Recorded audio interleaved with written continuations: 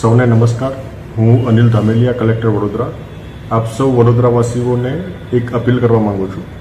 આજે સાંજે બંગાળની ખાડી તરફથી આવતું ડીપ ડિપ્રેશન એમની તીવ્રતા વધતી જઈ રહી છે અને ખાસ કરીને જ્યારે કોસ્ટલ ભાગમાં આવશે ત્યારે એમના મોઇશ્ચરના કારણે એમની તીવ્રતા ખૂબ વધારે થવાની શક્યતાઓ છે. ખૂબ તેજ ગતિથી આગળ આવે છે.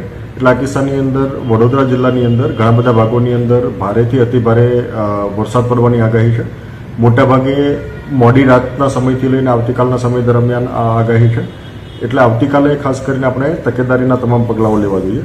વિશેષ કરીને પવનની ગતિ પણ આ ડિપ્રેશનની સાથે વધારે છે. એટલે 45થી લઈને 55 કિલોમીટર પર અવરની સ્પીડથી પવન પણ ફૂંકાવાની શક્યતાઓ છે.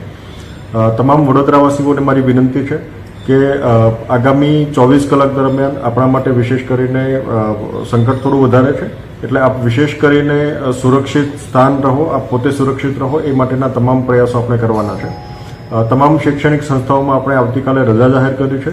આથી કોઈ પણ સંસ્થાન, ખાસ કરીને શૈક્ષણિક સંસ્થાન તો બંધ હોય છે. આ ઉપરાંત વોકેશનલ એજ્યુકેશનલ ઇન્સ્ટિટ્યૂટ હોય, પોલિટેકનિક હોય અથવા કોચિંગ ક્લાસ હોય, આ તમામે બંધ રાખવાના છે. કોઈ પણ ઇન્સ્ટિટ્યુશન ચાલુ ના રહે એ બાબતની તકેદારી રાખવાની છે. શક્ય હોય ત્યાં સુધી કંપનીઝ અને અન્ય એસ્ટાબ્લિશમેન્ટ વર્ક ફ્રોમ હોમ કરે એ દિશાનો પ્રયત્ન આપણે કરવાનો છે. આ સિવાય તમામ વ્યક્તિઓ પોતે સુરક્ષિત સ્થળોએ રહે, નદી કાંઠાના વિસ્તાર કે તળાવવાળા વિસ્તારની અંદર ના જાય એ બાબતે આપણે તકેદારી રાખવાની છે.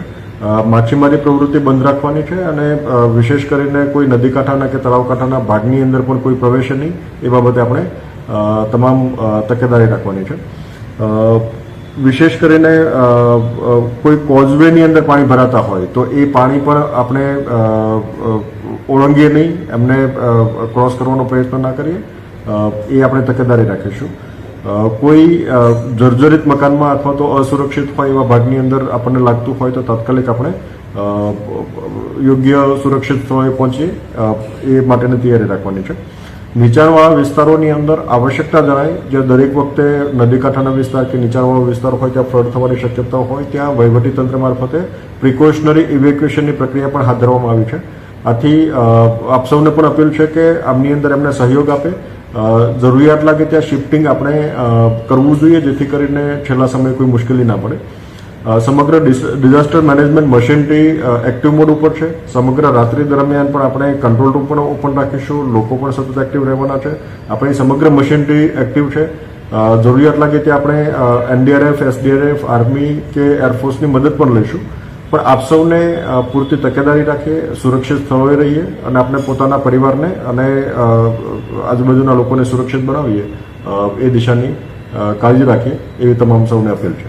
આભાર.